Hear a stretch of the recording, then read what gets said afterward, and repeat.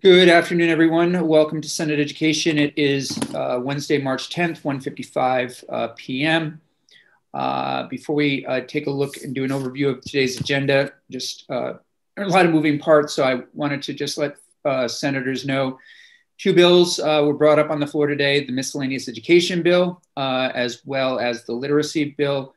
Both of those bills will be referred to appropriations tomorrow. So they will head to appropriations tomorrow. I would think that appropriations would vote them out possibly Friday, which puts them on notice Tuesday and on the floor on Wednesday for those following that work. Looking around to see if anybody might disagree with that process. And we know that Senate S16 is already in appropriations. I've spoken with Senator Senator Kitchell. Senator Chittenden will be the chair of Approps probably next year or the year after, but for now it is still Senator Kitchell. And she will vote that out tomorrow, which means it goes on notice Friday on the floor on Tuesday. We do have an amendment to that, which I have drafted, going back to some conversations I've had with some of you and around disaggregating some of the data. So with that, this afternoon, we are returning to S13 with the hopes that we might be able to move something this week on a waiting study, answering some questions that are outstanding and keep this bill alive. I think the other piece of it is this would give the House a tool from which to work during the second half of the session. Something that they can add to, and this would also have to go to appropriations. So we're going to start with that. We're then going to return to S100, the agriculture bill that we worked on yesterday, and we'll be receiving a fiscal note on that. Then we'll look at the S16 amendment and concluding with the Kern Hatton School preliminary or first bit of testimony that we're going to take from the Agency of Education. They will be coming in this afternoon. I'm looking for a report from them, an update on where things are with that investigation. I know many of you have inboxes that are full of emails, inquiries, concerns, so we will start to look into that. And as I believe I've mentioned to everyone, we will continue that work next week with the chairs of in the committees on health and welfare and judiciary. We will be working to schedule morning meetings. That is when judiciary and health and welfare meet, knowing that there are at least, let's say, 3 members of health and welfare in this committee. And then I will ask to be relieved of Senate Natural Resources and Energy. And then Senator Chittenden's and Perchlik, knowing that they're in transportation, depending on their schedules, hoping that they might be able to join us or share time with us, depending. Senator Perchlik, question? No, okay. With that, I would like to turn it back to Jim. Jim, hope you had a great birthday. I did, thank you. Terrific. We are looking at the strike all amendment to S13. You took us through it yesterday. And I'm wondering if you would just again, because we do have a number of people coming in today to testify on it, if you would just again, just give us the brief overview of that bill and what we're working to do. Sure. So for the record, Jim Damery, as counsel, we are talking about the committee's draft amendment to S13, draft 1.1. This amendment would be a strike all and would create the task force on the implementation of the people weighing factors report. And before I go on, should I put this on the screen for you? Would that be fair? I don't think so, unless I see a senator that is looking for that to be on the screen. Thank you. No, thanks. Okay, all right.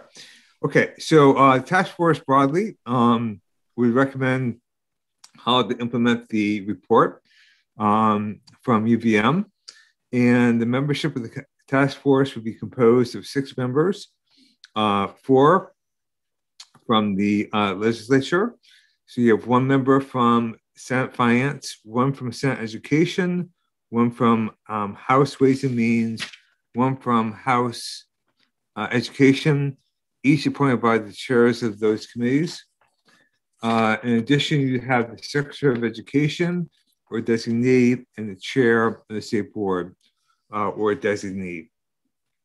The powers and duties of the task force are to, again, recommend how to implement the report, but specifically it shall recommend which weighting factors to modify or create, and their associated weights, and whether any weights should be eliminated in lieu of use of categorical grants.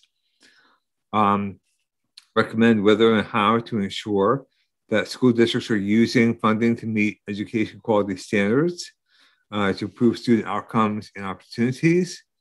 Consider education property tax rates and the taxing capacity of school districts, and how the task force's weighting factors recommendations relate to the recommendations of the Tax Structure Commission report issued in February. Recommend how to transition to the new weights to promote equity and ease the financial impact on school districts during the transition to the new weights, including the availability and use of federal funding during the transition, to consider use of categorical aid, including whether categorical aid should be used instead of some or all of the weighting factors, and if weighting factors are used, whether small school grants, transportation aid, and other state grant funding targeted for a specific purpose should be adjusted or terminated. To recommend how tuition rates for non-operating school districts and career technical centers should be adjusted to account for the cost of educating students as reflected in the recommended weights. To consider school funding formulas in other states and alternative models for school funding. To consider the relationship between the recommended weights and Acts 173 and Act 60 and Act 46. And then the task force may retain a consultant to assist it. The report would be due January 15th of next year. Meetings should be not more than 6. Assistance would be from the AOE, typical compensation and reimbursement. And there are 2 appropriations in section 2, 1 for per diem reimbursement of $5,400. And the next is a blank, and that would be for the consultant. Back to date on passage. And just to remind the committee that we did go through the summary of how weighting factors work. And if you want to, I'm happy to go through that again with you to give you a context for this.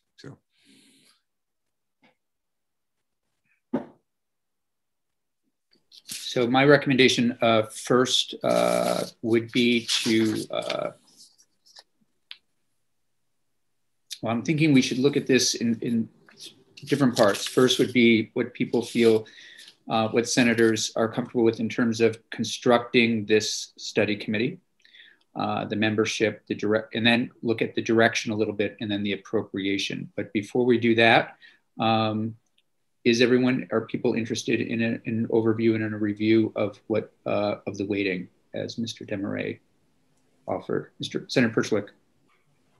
I was going to comment on the bill. I don't feel like we need to go back over the weighting, but I'm happy to do that.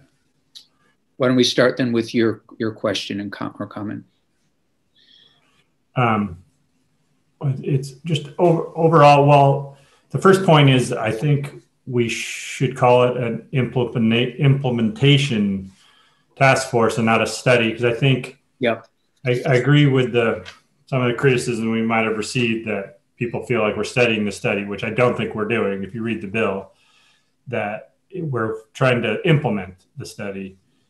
So that's just a rhetorical point. But I think in related to that, we don't have any findings in here, and often I find findings to be excessive, but I think in some cases they're helpful. And I thought maybe some findings here that kind of a little bit of the history, not to go through everything, but that, we did do this study. We asked for the study. We realized there was a problem. We asked for the study. The study made these conclusions. Doesn't have to go through everything that the study said, but just like the basic conclusions of the study showing that there was this inequity, or that the weights were, we don't know how the weights were established originally, and that new weights should be looked at the very least, in that the legislature is, wanting to move forward on that. I thought would be a good way to start the bill, to frame it that we do want to move forward, that we're not just studying it again. Yeah, I think that's all are great points. I certainly, and I don't see any objection at the moment to changing the title to the that would title it Implementation Task Force or something along those lines. So not seeing no objection. Jim, if you would do that, thank you. Well, with regard to context and findings, I think that's also an excellent point. And Jim, if I could look to you to do that and work with us a little bit on that, to find some findings, to give some context again to the work that we would be doing on this within this group. So yes, I want to mention, I just put in the chat box here. Okay. The S13 as introduced had findings in it. Okay. And that was Senator Baruch's work to do the implementation as well. So we can put the findings in from his bill if you want. They're very much along the lines of what you're talking about, I believe. Okay, well, I'd have to go look at them, but you probably wrote them, right? Or I wrote them, yeah. And actually, I didn't write them. He wrote them. You were involved in some way, and so Jim, you feel as though they represent what we're trying to get at. It's a good start for sure. Yeah. All right. Yeah. So yes, if you would include those, that would be great. That'd be helpful. Senator Lyons. No, I was going to say, I was just reading the bill that Jim put up in the chat for us, and it does look like it would be very useful. Okay. And you mentioned changing the name of the task force. It already says task force on the implementation of the People Weighting Factors report. So do you want a different title, or is that sufficient? Senator Persick, were you referring to the title, or how we were referring to it, how I was referring to it in committee? Who were you correcting? The council or the chair? For clarification. I would never correct the chair, but I would just reminding members of the committee, I don't think we should refer to it as a committee, as a study. Yeah, study committee, that it's an implementation task force. Yeah, okay. Yep. Thank you. Thank you. Senator Lyons, please. Yeah, so while we're there, and then what does let me just remember, because my brain is so fried right now, but what is the outcome? What is the outcome? Is the outcome whether and how to ensure districts are using funding to meet?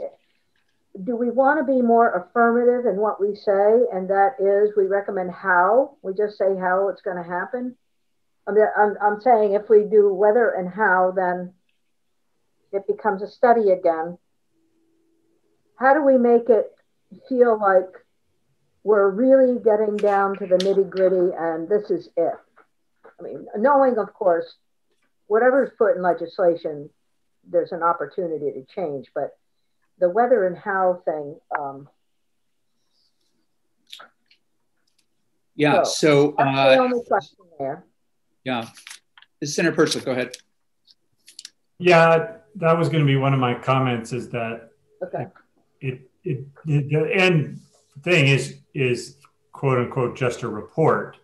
I mean, they could do other things, but there is no kind of action. And I thought it would be good if we had something in there that's, gave a deadline for the actual implementations of the recommendations, because they could just recommend it and then nothing could happen. And then those communities that have had this unequitable funding just have to wait more time. So I was thinking that we would be clear that this will be implemented by, a date certain, the recommendations coming out of the implementation task force.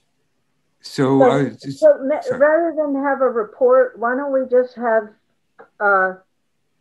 implementation legislation, or, really, so when it comes back to us, it's ready to go. Yeah, I've seen that done effectively. Senator Lyons, I'm sorry, I'm not hearing you as well as I usually hear. Dear. And that could, you're coming across, but usually I like you blaring, and only because at 50, not the kid I once was. Don't tell my husband that. Can you hear me better? I turned it up a little. It's fine. I'll get there. I can turn it up on my end. I can turn it up. So let's think about this for a moment then. We're asking them to consider a lot of information that, again, in my mind, they would have to come back and report. There certainly might be some things in here that would require legislative action. I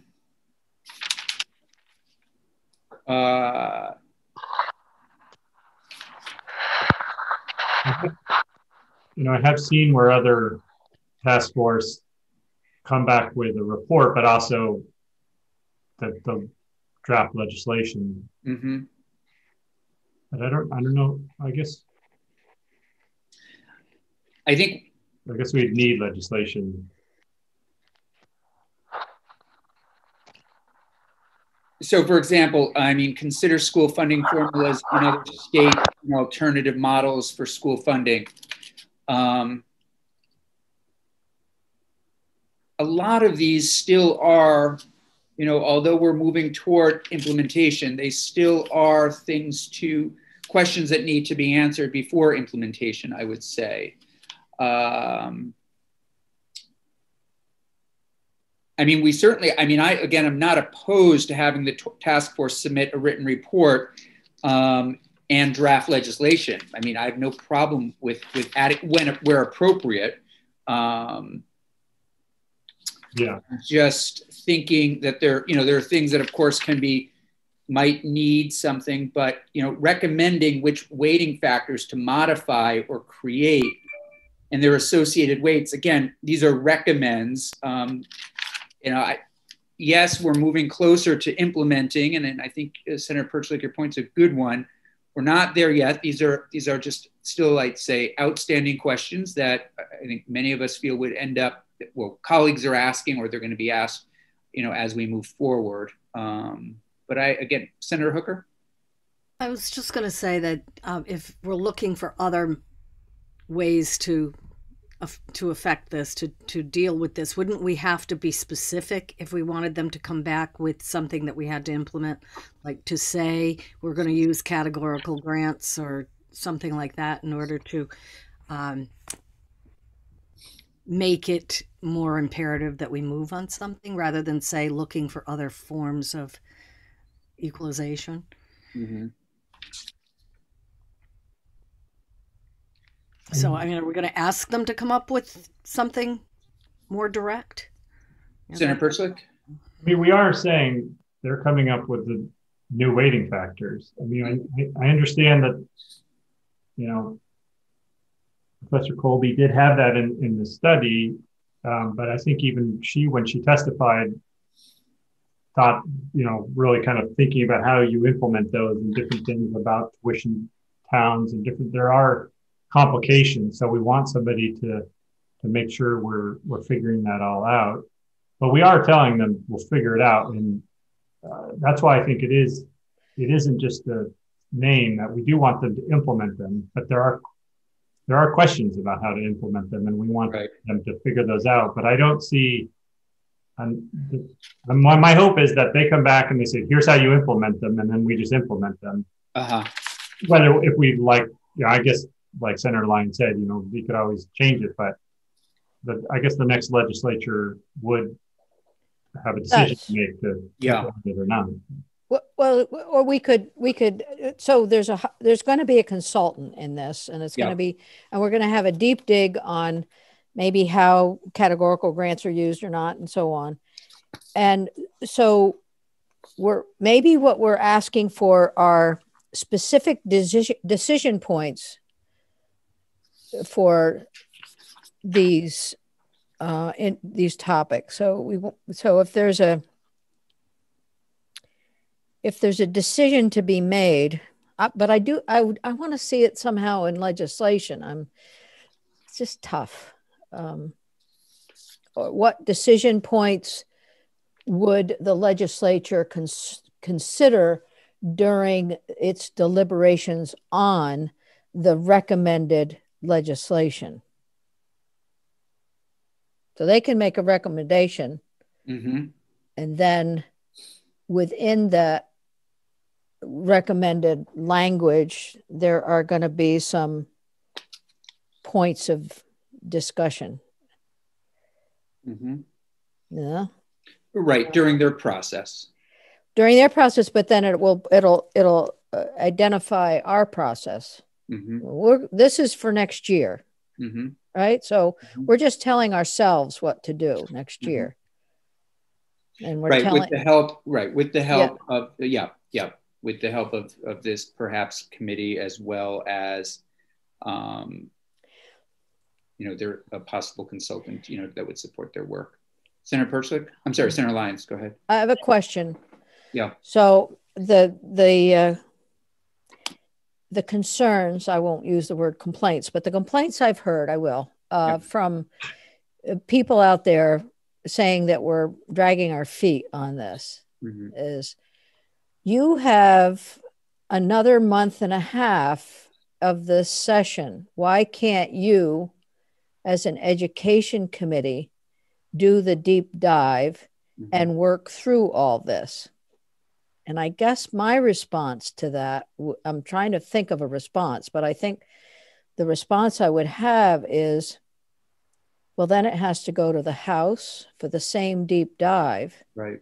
And then a possible conference committee. Why don't we have the deep dive happen with a committee that, a task force that can accomplish all of that in a shorter period, in a more comprehensively. I think you're getting certainly at what we are driving at. I have not heard, I don't know if in my email, I have something called the compliment filter. So I don't get bad emails. I just get compliments, and I will send that app to all of you. But please, if you are getting some concerns, yes, I think you have articulated them quite well. And I think you have also articulated the response quite well. I mean, this is what I think, answering these questions and coming up with a plan. And as Senator Perchlik has said, even draft legislation where needed, so that we are ready to go, knowing that this is also going to be in something that the House will work on as well. Senator Perchlik. Yeah, and maybe it's just some in the findings, but I wondered if it could be as part of the bill that we're saying it's our intent to implement these. Yeah. Well, the next legislature could say, well, that was fine, that was your intent, but then we decided against it. But it's us. Yeah. The enemy is us. Jim, do you want to jump in here? I just wanted to mention that in Senator Baruch's language in S13, this is striking, there is a section at the end that talks about this very issue. So in that chat, if you can go back to that chat, you can see it. But at the end, he talks about further action to be taken. Which I think that, and I'm thinking, because wasn't it the S13 as the way it was introduced was basically what we had passed last year, correct? Yes. Yeah, so there's section 3 that's a requirement for additional legislative action, talking about the process going forward, right? Yeah, and here it says the agency's implementation plan. We've heard from the agency, and I know we're going to be sending other work to the agency, but right now this isn't great timing for them. And so we would change that to, the implementation plan that's being put forth by this group.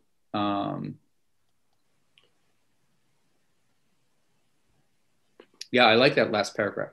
Okay. Well, he also, in the bill, it talks about a phased approach. I'm sorry, I was looking at the bill, so I spoke out of turn. I apologize. Senator Perchlik. Yeah, I like that language as well. And maybe we also want to call what the task force is doing is an implementation plan and not a report like we do in the original S13. I think it's doing other things. Maybe it's a report and implementation plan, because there's some reports that are just reporting on like what other states are doing or different education funding methods. But then there's an implementation plan on the waiting. Yeah, no, I do think it's both. I think I know we all want to be respectful of colleagues and others, constituents that have put these questions forward to us, and they are going to help us moving forward and the implementation of this, getting these answered. And so I think it's both. It's both, in a way, Jim, if you could think about this as a study and, a draft implementation plan, draft legislation implementation, something like that. Sure. But I like Philip's last paragraph there. Yep. Okay. Yep. Senator Hooker, I'm reading a complex. No, I'm thinking, I'm looking at the last paragraph and thinking it says, it says to do what we would normally do about legislation, look at it, make changes if we need to, and then send it out for a vote. So would there be, do we want, Senator Perchlik, you said something about a time, when do you want this implemented by? The effective date, we'd have to. Yeah. What did that say? This one was on passage, but that's the bill itself. I don't know as far as what we would do when it came back to us. Is your intent? Our intent is to have this done next year. So, I guess the question is, what's the date that this has to be in law in order to affect change for school budgets? So if we do it next year, it won't be until 2023. Right. Mm-hmm. Right. So I think we would stick with what Senator Baruch said, which would be going into effect next year. Is the soonest. ASAP. Yeah, Senator Chittenden.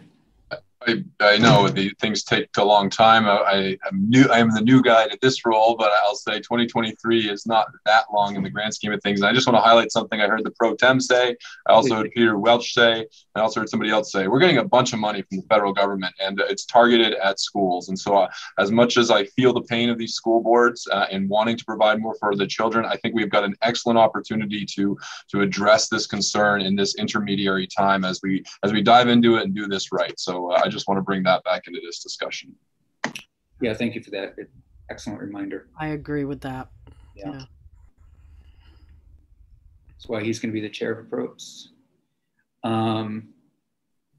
Anything else right now? We've given Mr. Desmarais some information. We're also going to start to hear from some witnesses on this.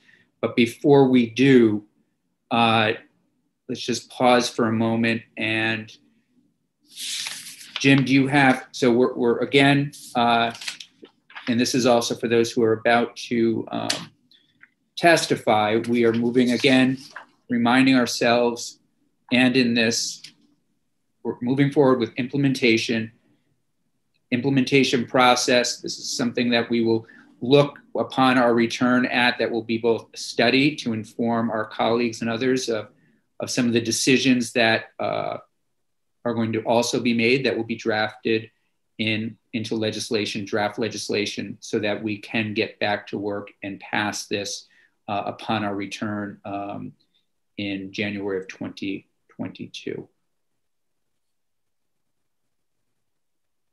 Okay, and we're going to pull the findings from Senator Bruce bill, as well as that last paragraph in terms of implementation. Senator Hooker. So what would we have to do to ensure that we had sort of that bridge funding that Senator Chittenden is talking about with the new money that just passed Congress? Yeah.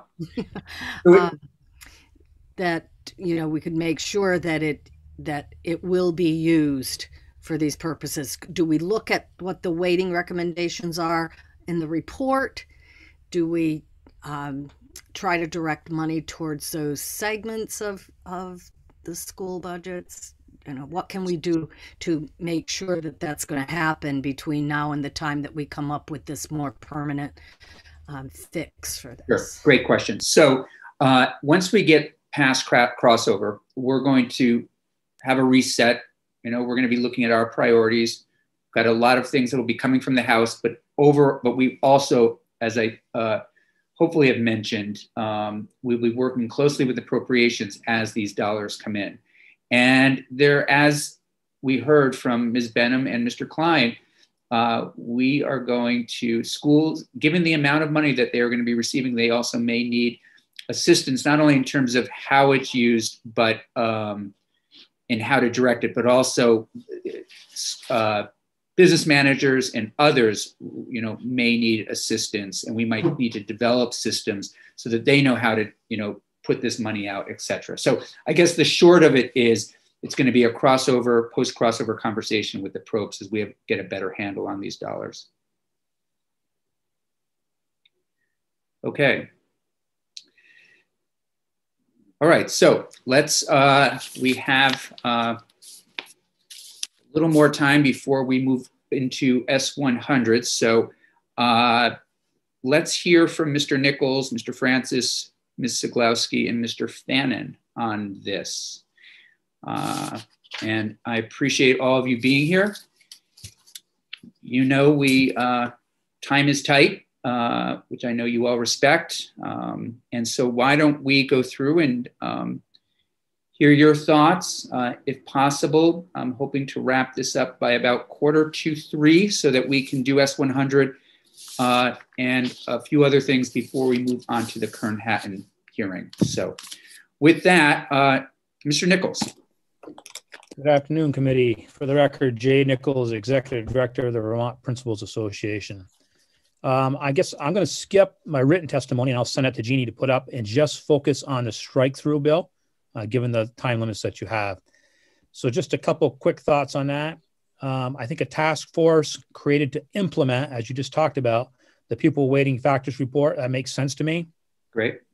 I think you have the right members positioned for the task force. Both the administration and the General Assembly are taking responsibility, you know, by having the AOE and the state board, as well as members of your chairs of committees. I like the idea of looking at categorical aid that's in there. And I'm glad that that's in there, especially around human services. Having consulting support makes sense. I would not try to do it, without some real expertise. With that, it'll be important to make sure that you have comprehensive input from all the stakeholder groups. I don't have a problem with the work being done by the end of 6 meetings, but I question whether or not that's possible. Better be a real good consultant. And then my last real point is hire a really good consultant. Make sure you have somebody that's really good. And the last thing I want to say, I know we only have a couple minutes, keep in mind, whoever's on this committee, and I definitely will be looking forward to talking to them, that roughly 80% of costs in public education can be attributed to staff compensation in one form or another. So we need to remember that public education is a human capital intensive endeavor. So in general, many of the districts that will experience increased tax burden upon implementation of a new weighting system will also be systems that on average pay more for personnel. I don't have a specific recommendation around that, but it's something else that I think that the task force will need to consider. And I'm going to keep it right there unless you have questions, but I will submit, I get about 5 or 6 pages of written testimony too. Great. So as it relates to, again, the strike off from which we're working on, that's very helpful. I think your point about 6 meetings is a valid one. Again, I would just say that it's going to be the person or the organization that's supporting this work that's really going to be doing the work. But it might be that in a new draft, we look to expand that. I would like to add, Jim, if you wouldn't, Mr. Nichols mentions, their role, other people's roles. Is there language where you could say, knowing that this implementation task force is going to be, this is the representation it has on it, but it is going to be working with our educational partners, or what I'm looking for here. They all refer to themselves as these. It's something where it's broad enough where they are going to be bringing in other stakeholders. Sure. Yep. If you would do something. Yep. Questions for Mr. Nichols, Senator Perslick. Just a quick question, Jay. Does your association think that the implementation, that we could implement the weighting study without an implementation plan? We haven't really had that specific discussion at the executive committee level. It's more been about, winners and losers, and worried about who's going to implement it and what it's going to look like. So I can tell you my own personal feeling on that. And I think that you could implement it right now, but I think it'd be very difficult. I would much rather see a real thorough plan that the legislature responded to in legislation, because there will be statutory changes necessary, certainly around the weighting numbers, if nothing else. So I'm interpreting that as, this plan that we're moving forward would be an acceptable step. Yes. Preferable. Senator Perslick, do you have a follow-up? What I heard, not only acceptable, but preferable. Preferable, yes. Yeah. Personal opinion. Thank you. Yeah. Senator Terzini. Thank you, Mr. Chairman. Jay, nice to see you. Would you say it's fair, as we talk about winners and losers, that equates to winners and losers sort of in the pocketbook? I mean, this is going to be more expensive for some communities and less expensive for others, and there's going to be winners and losers at the end of the day if this weighting study passes. Yeah, that's what I was referring to, and I'll send my written testimony to Jeannie, and I talk about that some. The first 3-4 pages of my testimony are around the weighting study in general and in considerations, much of what you folks have talked about previously. And then the last 2 pages are recommendations to the Baroof bill, the original bill, and to this one. Yeah. So yeah, I would say that's exactly what I'm talking about. And do we, a question for you or the committee or someone, but do we have a list of every community in the state that this would be a negative financial impact or a positive financial savings for? We had one at one time. We had one shared with us. That was last year, and I think it was from JFO, but I'm not really sure who shared it with us, but I think it was from somebody in JFO. We can get that. Because as I sit here, and I'm sure this is the same sentiment with all my colleagues on the committee, Senator Hooker and I were given a list of local school districts that in our county of Rutland that would be winners and losers in this. And regardless of how this decision goes down, there's going to be some, like any vote you take, but there's going to be some winners out there and some losers that we just talked about, and some people that are supportive and some that aren't. So this is really, it's a tough bill from looking at it, because it's going to hurt some people out there, regardless of how this decision goes down. So that's what's on my mind anyway, as we talk about this. Yeah, no, it's an excellent point. Senator Perslick. I was just going to let folks know, I'm pretty sure the whole listing of how the weighting study recommendations would affect each town is in an appendix of the report, at least from that date. Maybe it would change from now, but I think we saw that in the report itself. It is around, and I think every school district, every school knows where it stands. But remember that there's benefit to schools all over the state. I think there's more benefit than not. And regardless, we haven't looked at this in so long that it's time, because there are inequities right now where schools are losing out big time because we haven't corrected it previously. So it's catch-22 again. So we're circling the biggest concern and pause I have on this whole topic, which is we're just talking about reallocating the tax formula, which isn't about educational opportunities. So that's why I love the direction of this new strike all, because it really makes sure that we couple this with ensuring that our kids are the winners and that our kids reach or have access to a certain threshold of standards and resources in our schools. So when we hear there are going to be winners and losers from a tax perspective, but what I'm excited about with the direction of this is that it's going to re-anchor this discussion back to how do we ensure that kids have equitable access to resources with fair spending, which is what I thought was the thrust of Act 60. So I'm really excited about the direction this is going in for a thoughtful implementation so that in the end, the winners are the kids and then the losers are always going to be the taxpayers. That's just the way taxes are. Thank you. Thank you. Okay. Mr. Nichols, thank you. Mr. Francis. Thank you. This is Jeff Francis. Is my audio okay? Yes. Okay, so I also provided written testimony. It's 2 pages. The first page and a half is context on the perspective from the Superintendent's Association, which touches on many of the points that have been raised by the committee. As an association, we had to look at this from a statewide perspective because of the notion of so-called winners and losers. And it's best in our view if it gets looked at as a matter of equity and necessity. The last 3 paragraphs, and they're short, of my written testimony hone in on just a couple of points that I'll reiterate for you. And I am thinking Bill Doyle, Senator Campion, as I provide this testimony. So the first point that we make is that careful consideration for the process of implementation for the weighting changes cannot be overstated. And that seems to be the sentiment of the committee with regard to your amendment. We also acknowledge the need to act by indicating that the weighting changes must occur for more fairness and equity in the system.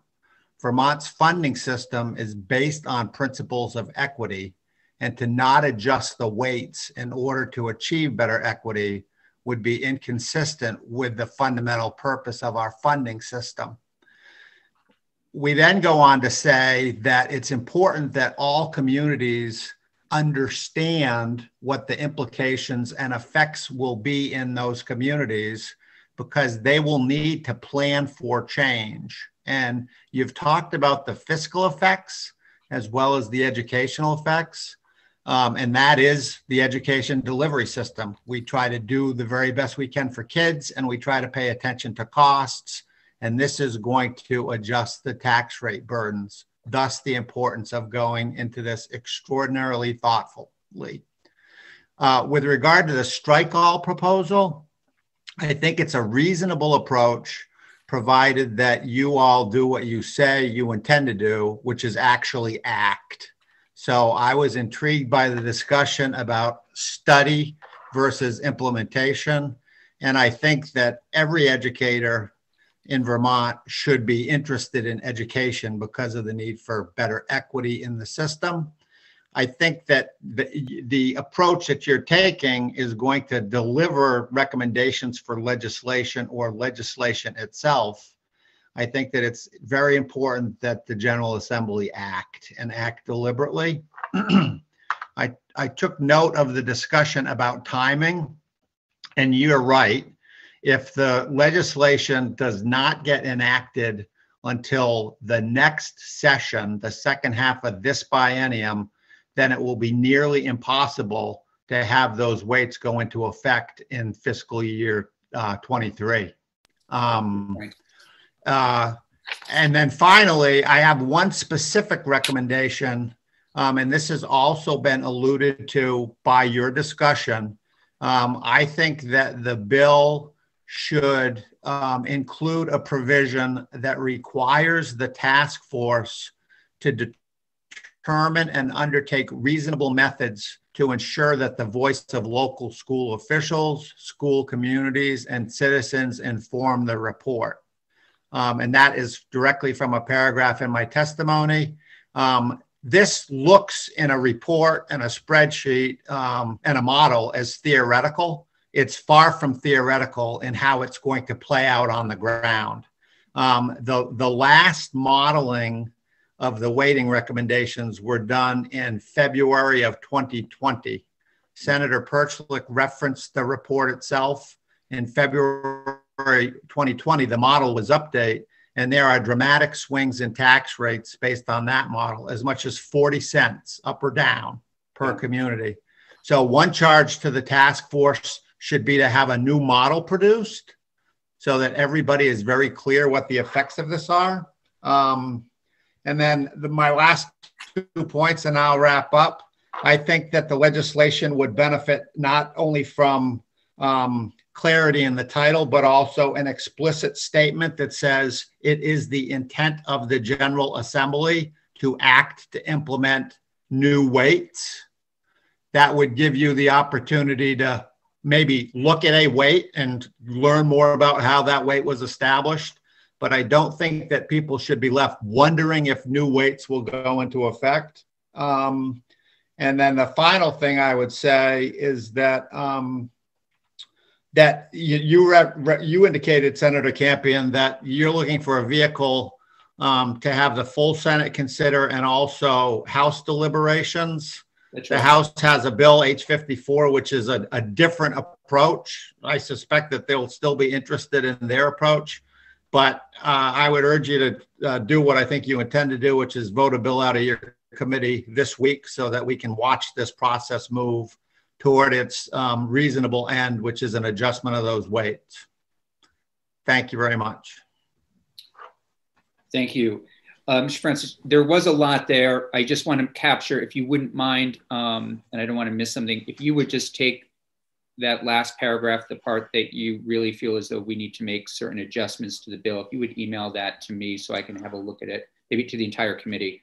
Sure. It's in my testimony, which you have. I sent it to Jeannie around noon today, but I'll also send an email to you with regard to a statement of intent. Is that what you're referring to? Yeah, I think that. Well, I think, Jim, you can capture that, the statement of intent. I just want to make sure there wasn't something else that you said that were. Yeah, I think it's in my testimony, and I'll be with your committee the rest of the way. So if further questions arise, but in summary, the weights do need to change. Yeah. You should be deliberate, thoughtful, and move forward. Yep. Thank you. Ms. Zaglowski, good to see you. Good to see you too. Thank you, Chair Campion. I also submitted written testimony to the committee. It's 2 pages, and I won't read through all of it. I'll just summarize it and let you know that the VSBA's official public policy positions on issues of interest to school boards are derived both from its resolutions, which are submitted by member school boards and voted on at each annual meeting. And also, if there's no applicable resolution, then the position is by vote of the VSBA board on a motion made during a VSBA board meeting. In my written testimony, I provided you with the 2 resolutions that we have addressing equalization and equity in high quality learning opportunities. So I would encourage you to read those, but I'm not going to read them right now. I'll just move on to let you know that since the release of the report in December of 2019, the VSBA board has voted on 3 motions relative to the report. In March of 2020, at the board meeting, Professor Tammy Colby presented the report and its findings to the VSBA board, and to determine an advocacy position more specific to the report. The board voted and approved 2 motions at that meeting. The first motion was that the VSBA fully supports the findings as presented in the weighting study, and that passed unanimously with 1 abstention. The second motion was that the VSBA requests the legislature to thoughtfully and expeditiously establish an implementation plan in pursuit of equity of outcomes for all students, and one that is designed to build capacity within our systems to absorb the changes in funding due to changes in weights. And that also passed unanimously with one abstention. Because we didn't see any progress on that second motion that I just mentioned, the board did revisit the issue in June and voted unanimously to approve that the following position be communicated to key legislative leaders after the General Assembly completed its June session and recessed until August when it came back. And so that motion was that the VSBA advocates for the establishment in this biennium, which this would now be the legislative session of 2020, of a working group to address implementation of the weighting study recommendations with a set timeline for the creation of the working group product. And that motion passed unanimously. So our president, Neil Odell, sent a letter to the committee chairs in early August to that effect. And since the working group was not established in the last biennium, the VSBA's position on the report continues to be represented by the motions from a year ago, March 2020. And that is support for the findings of the report and a thoughtful and expeditious implementation plan in pursuit of equity for all students. And I'll just finish by letting you know that we're providing this information on the resolutions and the motions to convey VSBA's strong support for the findings of the report and a thoughtful and expeditious implementation plan. S13's formation of a task force on the implementation of the report is a step in the right direction. Establishing a plan to implement the report is important work, which should not be delayed. Thank you. Very good. Thank you for that. Questions or comments? I suspect you'll be with us, Ms. Zaglowski, as we continue a little bit here in case something pops up. Mr. Fannin. Thank you. For the record, Jeff Fannin, Vermont and EA. Thank you for giving me the opportunity to speak with you about version 1.1 of S13. We support and agree with this version of the bill. We think equity is obviously critical to the success of Vermont schools. And certainly Vermont and EA members absolutely know that the issue of fairness and equity are all too important and they want to ensure that all students have equitable opportunities to succeed. So I think that's what this goal and the weighting study is all about. I will keep my comments brief and largely they're in line with what Jay Nichols said. We didn't rehearse this. But I would say I bump up top the importance of the consultant. We think that's paramount. We think we also agree that there needs to be perhaps in the bill some necessary input from the stakeholders. If not explicit, it needs to be some way added. I think hearing from the field is important. They've got to implement any of these studies, and so I think it's just a necessary part of it. I had two questions. I'm sorry. I just want to make sure, Jim, you have that, right? You have that. We really want that in, and that's terrific. Okay, thanks. Sorry, Jeff. No worries. 6 meetings is ambitious. Yeah. I'll say C number 1 above, which is hire the best consultant you possibly can. Yeah. In that regard, and maybe he or she could do it in 6 meetings. I'll be all the more impressed.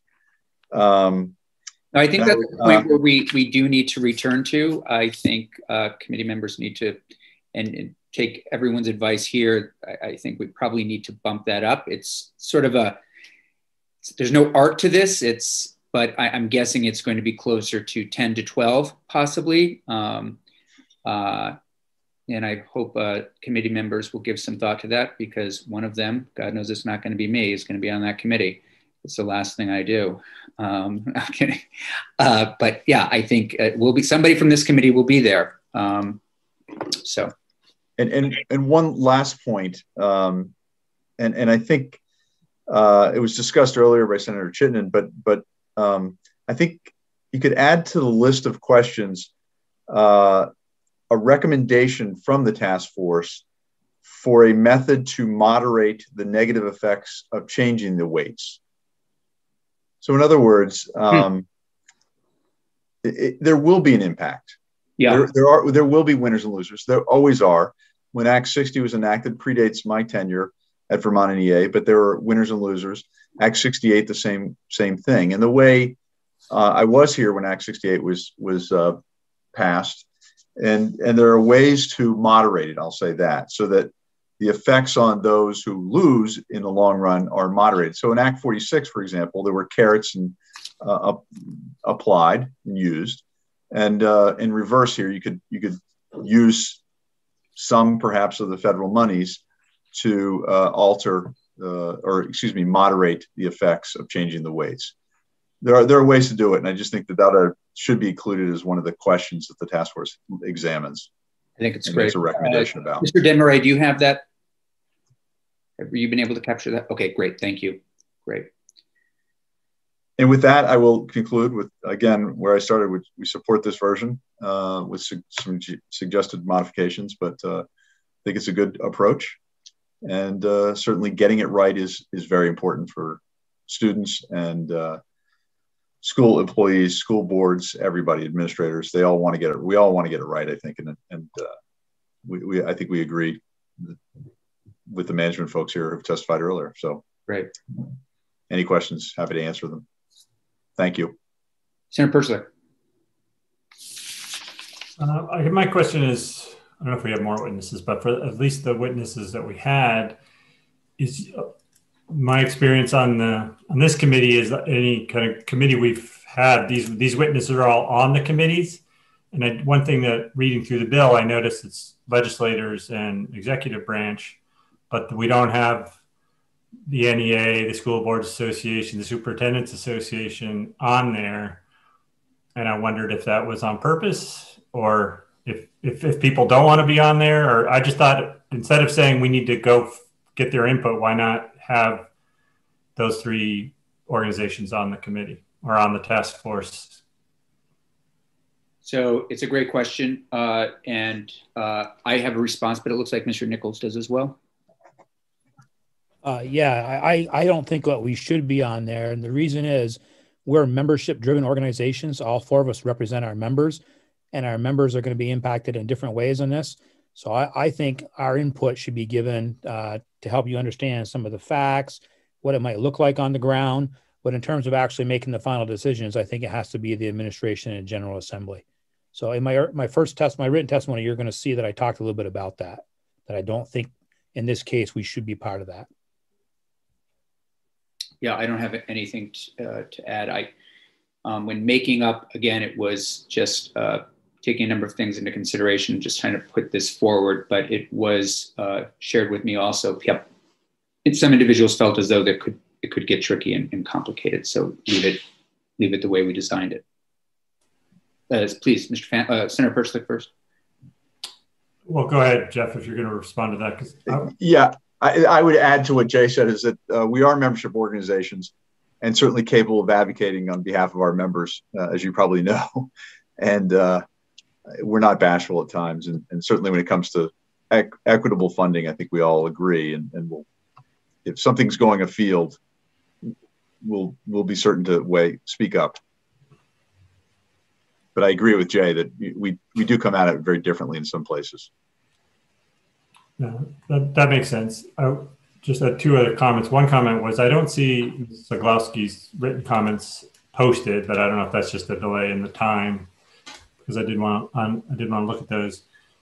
But just a general comment about the comments about winners and losers, and maybe I'd feel differently if I lived through the Act 60 and the tax increases that some towns felt, but I see it as not that, even though taxes will change, since it's going to benefit all schools, all students are going to be better educated. So I just advise us try to avoid falling into the trap of thinking of it as winners and losers and thinking that this is going to be better for the whole state and we're going to have better educated students. So even if my town is going to pay more in taxes, just as Act 60 helped for the equity, we're winning if we have a more equitable system. So.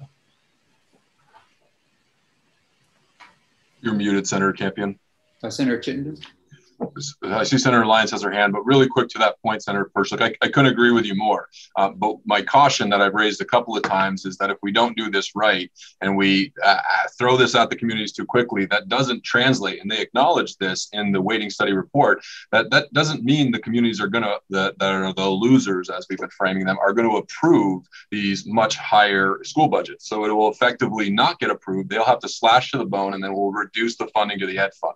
I'm still learning how this yield thing works, but what I'm saying is that we need a thoughtful implementation plan, because there are negative adverse consequences that communities that don't approve these massive hikes to their tax rates will affect the entire state, a vicious cycle. So that's why I'm really supportive of the direction we're going in to get this right and to be thoughtful on that point. Senator Lyons, I'm sorry to have jumped in front of you.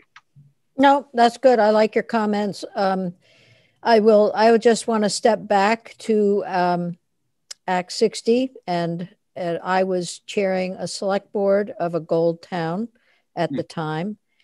My personal reaction to the passage of Act 60, because I was chairing my select board, was, good grief, they're pulling the rug out from under us, because we had planned for accelerated development to offset costs, educational costs. So there's a lot of stuff going on right now in schools that may be sort of uncovered as the weighting standards, weighting changes. So I do think that having something in there that recognizes both the positive and the negative is important. Look at the people working on this, including us, are pretty isolated from the taxpayer, even though we are definitely in, I shouldn't say that because we hear from our constituents all the time, but our constituents are not directly linked to what the effect of these changes will be.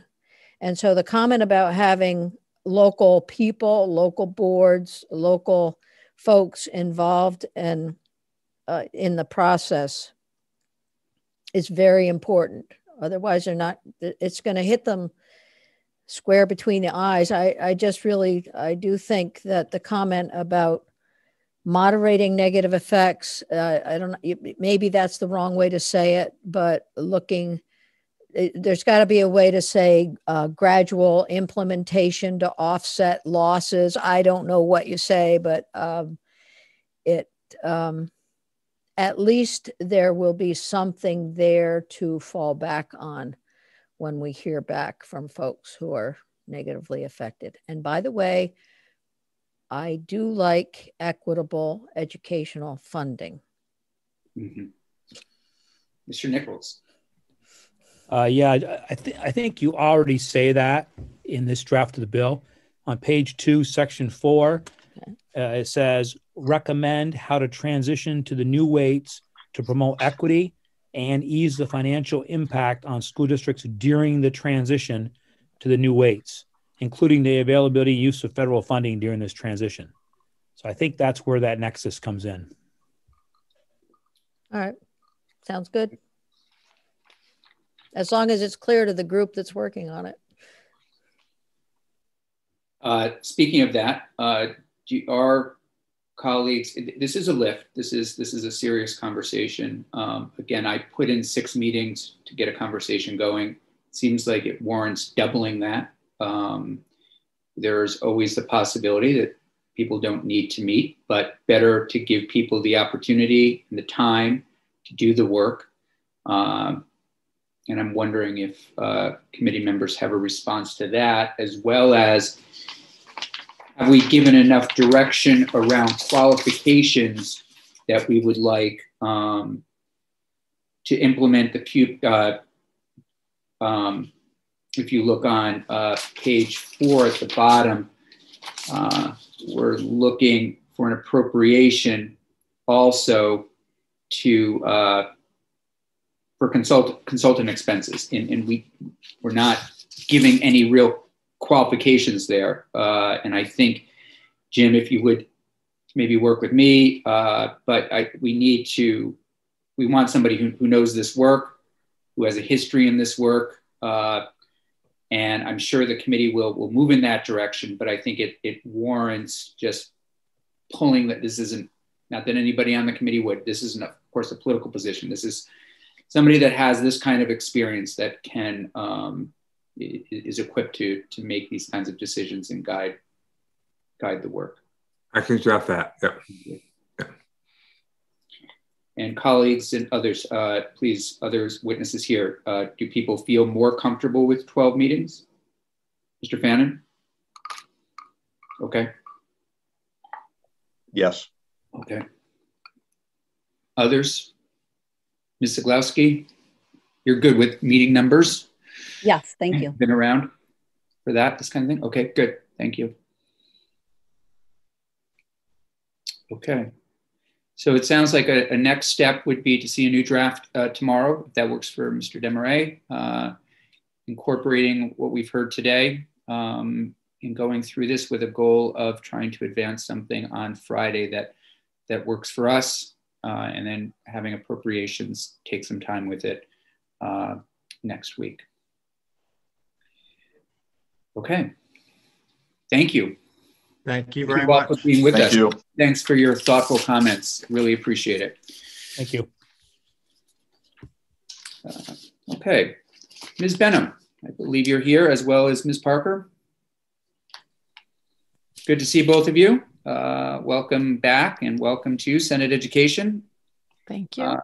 Thank you very much. Parker, is this your first time in committee? Yes. Great. Welcome. Yes, sir. Yeah. Thank you very much. Thanks for being with us. So yesterday we had some early testimony from Ledge Council, the sponsors, as well as the Agency of Education on S100, which is expansion of universal school meals. It expands school meals as well as makes a nexus to local farms and agriculture. I'd say in many ways it's an agriculture, economic development, education bill. I know, and I asked you both here because the questions came up around funding and what will this cost. So with that, the floor is yours. If you would be so kind as to take us through that, and committee will also hear from some other witnesses tomorrow on this bill, and with the hope again of advancing something or at least moving it away from our committee one way or the other on Friday. So with that, thank you. Sure. Brianna, why don't you go ahead and start, and I'll pipe in whenever. Thank you, Catherine. Thank you, Senator Campion. For the record, it's Brianna Parker, the Joint Fiscal Office. So I have provided a fiscal note as well for your reference, but just to kind of give you a big picture kind of look at what we are working with for the bill. My analysis is primarily focused on the estimated cost of providing universal school meals, including both breakfast and lunch, for all public schools in Vermont. And so this analysis in particular is focusing on the additional costs that is resulting from this bill, because currently about 18% of Vermont students already attend a public school which offers these universal school meals. And so this analysis is really investigating what the additional cost is as proposed by this bill. And so the estimate range that we are providing for you is between $24 million and $40 million per year. And this will be coming out of the education fund. So of course, this is a relatively large range. And the reason for this is two main variables. One of those variables is the number of students that receive federally subsidized free and reduced lunches. These students are eligible already through federal programs, and then the state of Vermont covers the remaining cost. And so these meals are already provided for free at no cost to the families. And so we're really looking at what is that additional cost to families that we would be covering as a result of this bill. And so that number can change around a little bit because there's basically two different ways that students can qualify for these free and reduced meals. There are some that are known as directly certified, and that's because they already participate in other meal-based programs. And so the schools receive this information and they, are automatically enrolled in this program. Additionally, some students are able to access this program by providing documentation on their household income. And so some additional students are able to enroll in this program.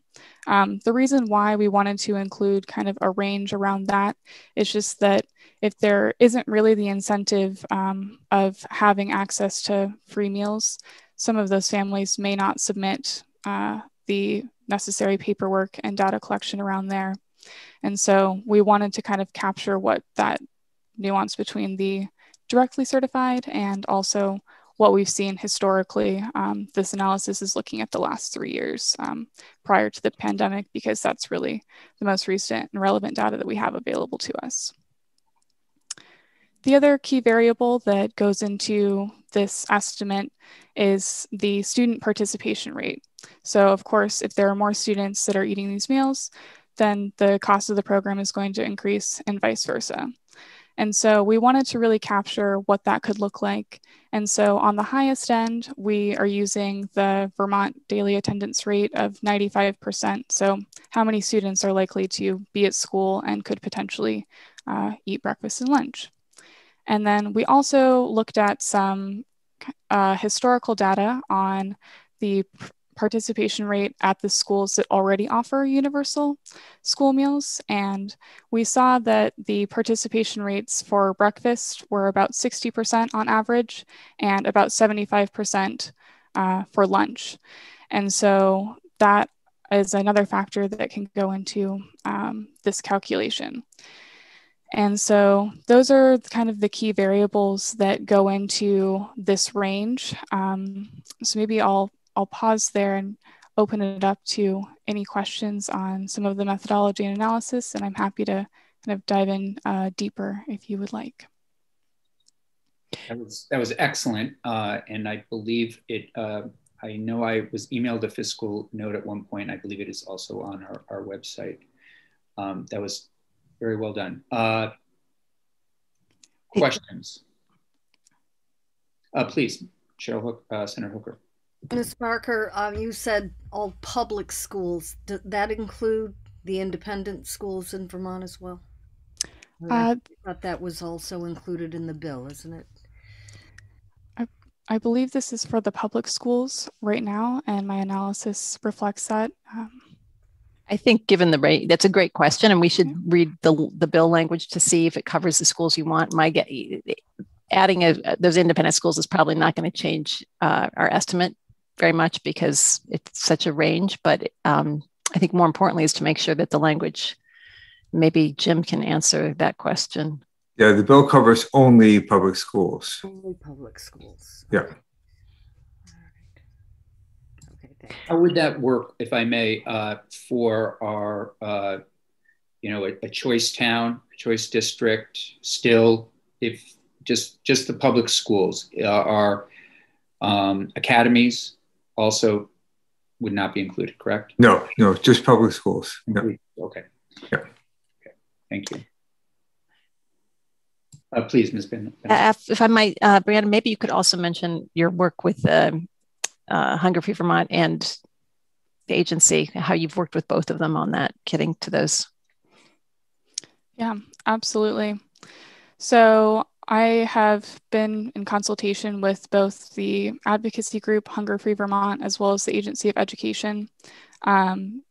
The Agency of Education has communicated, I believe this came up in Dan French's testimony yesterday as well, that they are really trying to capture what the worst case scenario in terms of funding to the state would be. And so they're using the absolute highest end of the daily attendance rate. They're assuming 100% of the students would eat the meals. And they're also assuming that the percentage of eligible students for the free and reduced lunch, so that federal money that comes in as well, would be on the absolute lowest end with the directly certified, and assuming that none of the students would submit those forms at the beginning of the year to kind of raise that percentage to what we've seen historically. And so that's how they get to that very high number. And I believe there's, as at 50 million, the reason why it's even higher than our highest end is because they're looking at the total cost of all the schools. So they're also including the ones that are already currently covered by a universal school meal program, so that 18% of students that are already accessing it is how they get to that really high-end number. And so then, you know, on the other side, Hunger Free Vermont has come in with a lower estimate, I believe in, you know, the $21 million range. And so they're looking at it with the variables of having the kind of historical participation rate between that 60% and 75% for lunch, as well as looking at what we've had for eligibility for free and reduced lunch historically as well. So and they're looking at just the additional costs, so not counting the percentage of students that are already accounting for their universal school meals. And so that's how they kind of arrive at the lower end of the scale there as well. And so I think, you know, we're trying to kind of demonstrate what the potential range is and see how those work out. Anything else to add, Catherine? No, I think that captures. I think we, you know, the answer, the big participation rate, and those are really unknown questions, and the federal, filling out the federal form. So I think it gives you a sense of the range. And if you think about the total cost of the ed fund, which is 1.8 million, the range is, while it seems big, is actually not that big in the overall scheme of the ed fund spending. Ms. Benham or Ms. Parker, given that this will, if it were to make its way through the process, impact school spending, will this go to finance?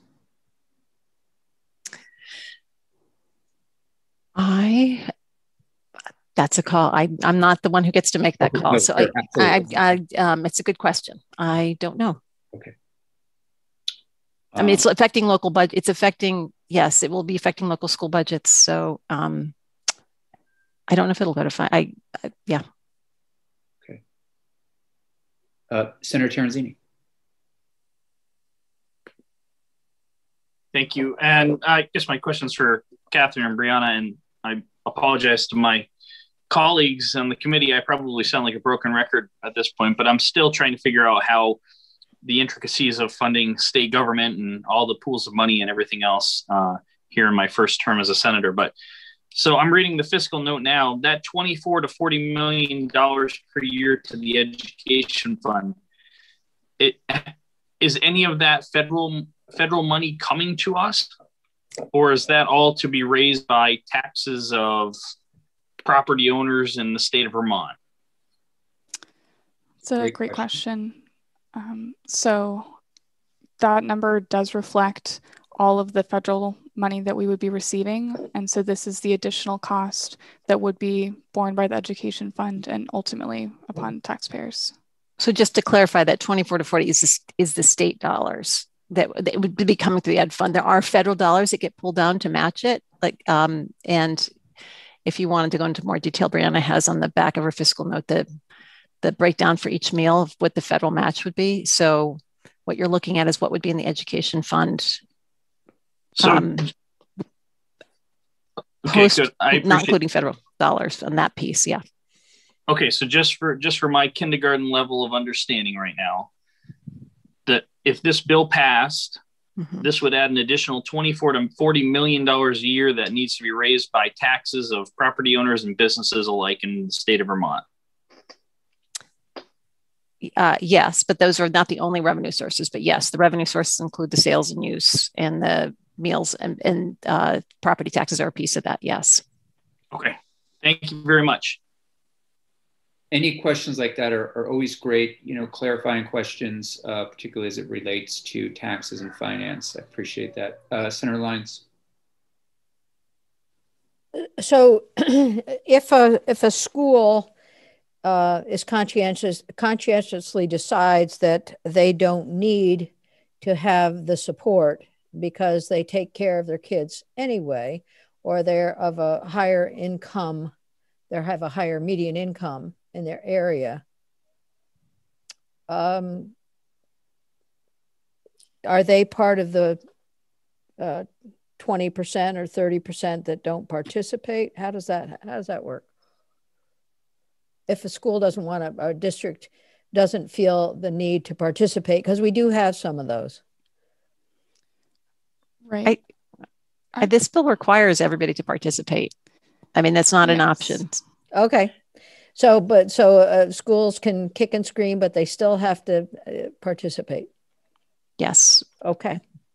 And but I believe there's a 5-year phase-in. Am I? Yeah. Okay. So that's a little unclear to me about how that phase-in works. But yes, this would require them to do it. Okay. I don't know who the 20%. Brianna might know who the 20. There's approximately 18% of the students who are currently getting served meals already, and I don't know where those schools are located. Oh, probably all over the place. Yeah. Yeah, it's an income level determination. Yeah, the Agency of Education provides a list of the schools that are already enrolled on their website, on their free and reduced lunch page, if you would like more information on that. All right. Senator Perchler. Thank you. I'll be right back. You bet. So, sorry, Brianna, if you mentioned this or if it's in your fiscal note, but the current costs of running the system, when there's an administrative cost to figure out who gets the free and reduced lunch, is there any kind of administrative savings by just saying, hey, we're not going to try to get money from anybody? Was that part of your calculation?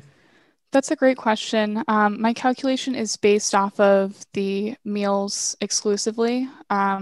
I did include a couple of points at the end of my fiscal note that we didn't capture with numbers, but just there's some potential additional savings for things like administrative costs, as well as potentially with economies of scale, some of those, prices could decrease. I think on that note, to kind of build off of some of these other factors that could be potential costs or benefits would be, there could be some additional costs for some of those schools that maybe need to upgrade or expand their kitchen. There could be some capital costs associated with expanding the meal programs, things like that. So I did include some of those as additional comments in my fiscal note. I see that. And then another quick question is, when I've spoken to the local school here in Montpelier, the food director would like to go to free meals at the school there. And one of his points was that they have a lot of money they don't collect as it is. And I think he pointed to some other schools that have more. And so I didn't know if that uncollected money, which is a cost at the school, was part of your calculation. I would say I based my calculation. I think this is language in the bill. Correct me if I'm wrong, Jim, but it emphasizes the need to access all of the available federal and state funds. So that was the assumption that I incorporated into my fiscal note. So some of those nuances may not be included. Okay. And I don't know if it really rises to more than a rounding error. It might not, but it's just something I've heard that's a cost to the current system of the parents that just don't pay. So. And if I might add that people talk about that administratively not having to track down the money that's not paid. I've heard people testify. I don't know if you heard that yesterday or not, but people have talked about not having to track that is helpful in terms of administration.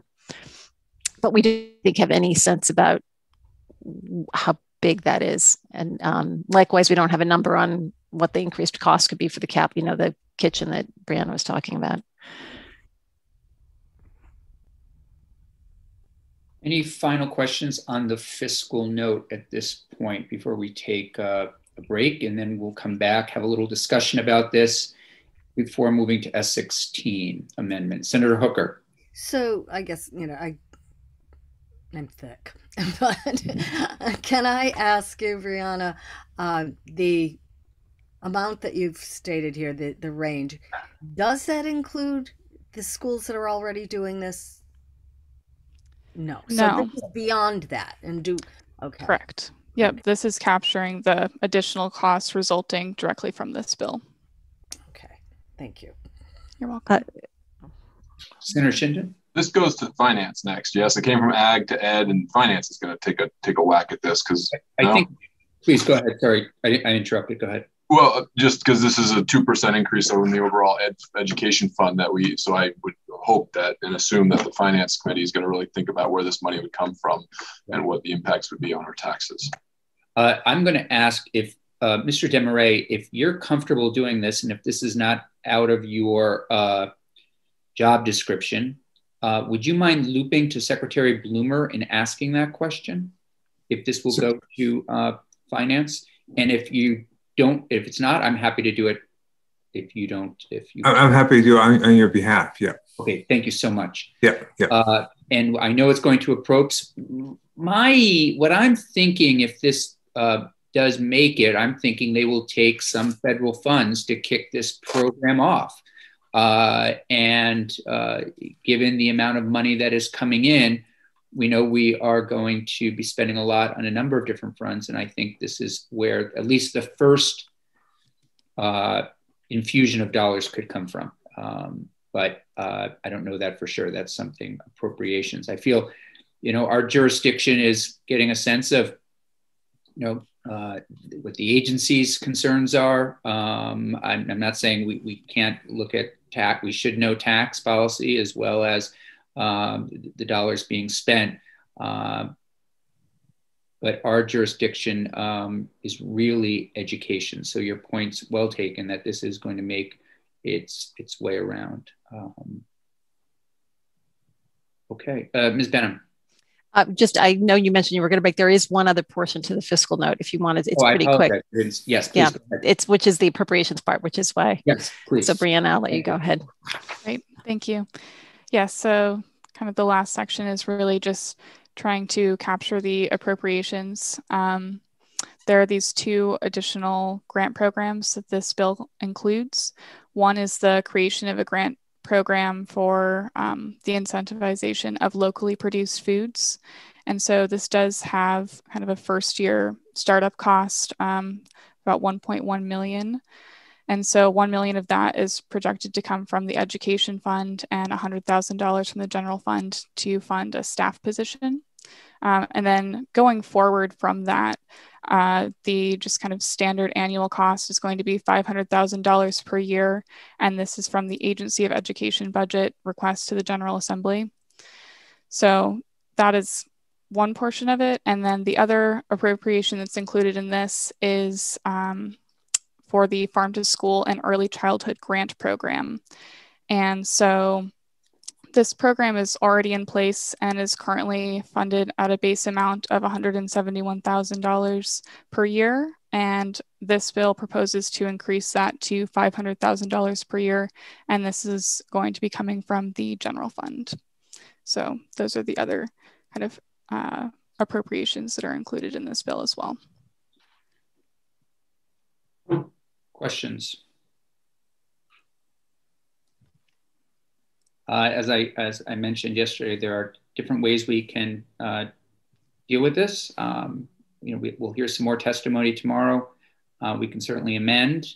We can approve. We can